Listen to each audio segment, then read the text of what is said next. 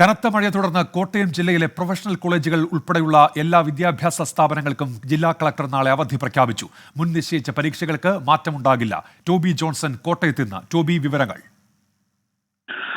പക്ഷേ അല്പസമയം മുമ്പാണ് ജില്ലാ കളക്ടർ ഇങ്ങനെ ഒരു ഉത്തരവ് ഇറക്കിയത്. കഴിഞ്ഞ 2 ദിവസവും വിദ്യാഭ്യാസ സ്ഥാപനങ്ങൾക്ക് അവധി പ്രഖ്യാപിച്ചിരുന്നു. ഇന്നും ജില്ലയിൽ വിവിധ മേഖലകളിൽ മഴ ശക്തമായി പെയ്തിരുന്നു. ഈ ഒരു സാഹചര്യത്തിലാണ് നാളെയും കൂടി അവധി പ്രഖ്യാപിക്കാൻ, വിദ്യാഭ്യാസ സ്ഥാപനങ്ങൾക്ക് അവധി പ്രഖ്യാപിക്കാനുള്ള തീരുമാനത്തിലേക്ക് എത്തിയിരിക്കുന്നത്.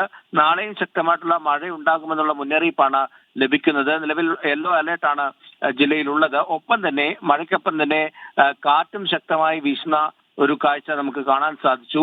മറ്റൊരു പ്രധാനപ്പെട്ട കാര്യം, പലയിടങ്ങളിലും വെള്ളം കയറുന്ന ഒരു സാഹചര്യമുണ്ട്. താഴ്ന്ന പ്രദേശങ്ങളിലാണ്, പ്രത്യേകിച്ചും പടിഞ്ഞാറൻ മേഖലയിൽ വെള്ളം കയറുന്ന പല സ്ഥലങ്ങളിലും വെള്ളം കയറിയിട്ടുണ്ട്. അതുകൊണ്ട് തന്നെയാണ് ജില്ലാ കളക്ടർ നാളെയും വിദ്യാഭ്യാസ സ്ഥാപനങ്ങൾക്ക് അവധി പ്രഖ്യാപിച്ചിരിക്കുന്നത്.